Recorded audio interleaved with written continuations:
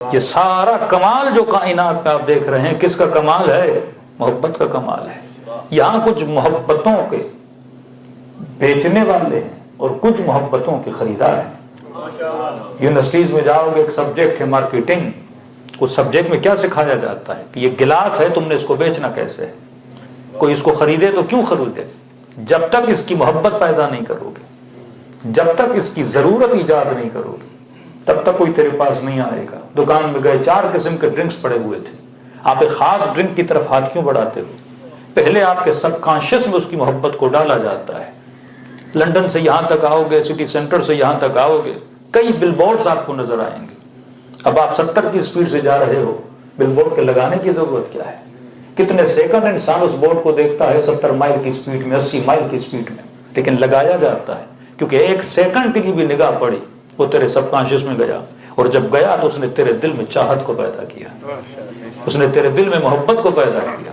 کیونکہ محبت ہوگی تو اس کے کیا بنو گے؟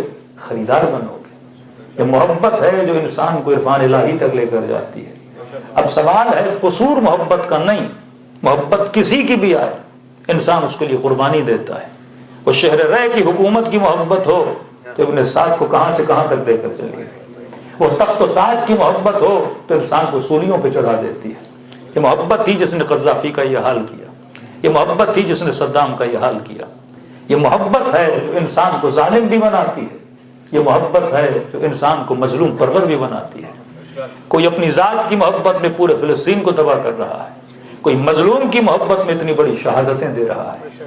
یہ محبت ہے۔ اب خدا نے یہ ہمیں یہ بتانا ہے کہ انسان محبت سے خدا تجھے روکتا نہیں، بس خدا یہ کہتا ہے محبت اس سے کرنا جو تجھے کمال عطا کرے، محبت اس سے نہ کرنا تو تجھے کیا عطا کرے؟ زوال عطا کرے۔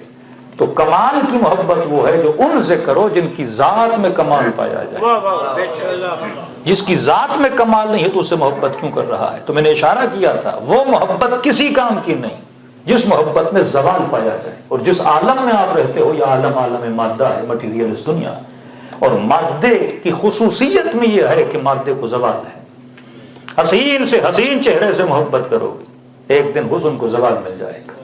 دنیا کی کوئی امیری نہیں جو کبھی اختتام پذیر نہ ہو، دنیا کا کوئی اقتدار نہیں جو کبھی اختتام پذیر نہ ہو، دنیا کی کوئی ایسی چیز نہیں، بہتر سے بہتر کھانا گھر میں لے کر آؤ 3-4 دن میں خراب ہو جاتا ہے، بہتر سے بہتر سیب لے کر آؤ 3 سے 4 دن میں خراب ہو جاتا ہے۔ اپنے چھوٹے بچوں کو مثال دیا کرو، بیٹا کیا پسند ہے؟ کسی بھی پھل کا نام لے، بابا یہ بڑا پسند ہے۔ جب گھر میں آئے تو بولو بیٹا اسے کھاؤ نہیں، اسے رکھو، 1 دن 2 دن 3 دن 4 دن کیا ہو جائے گا؟ خراب ہو جائے گا۔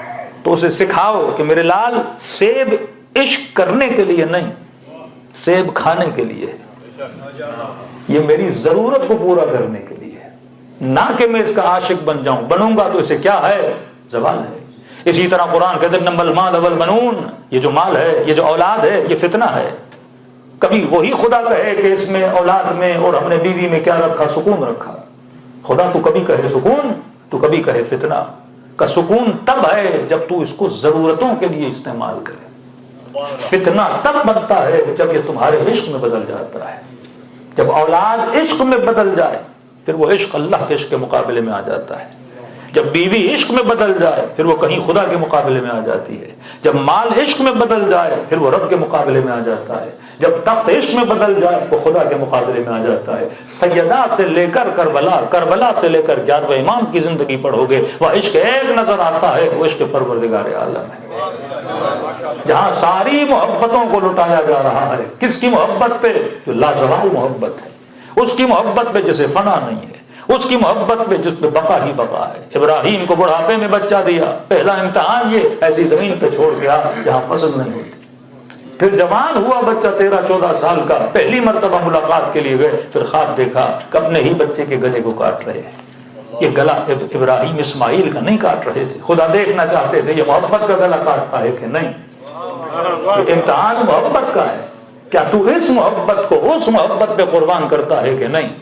اور کیا امتحان دیا ابراہیم نے کہ میرے چھٹے امام کہتے ہیں کہ یہ مت سمجھ ابراہیم نے چھری نہیں چلائی تھی اور بیچ میں دمبا آ گیا تھا، کہ نہیں، چھری چلائی تھی۔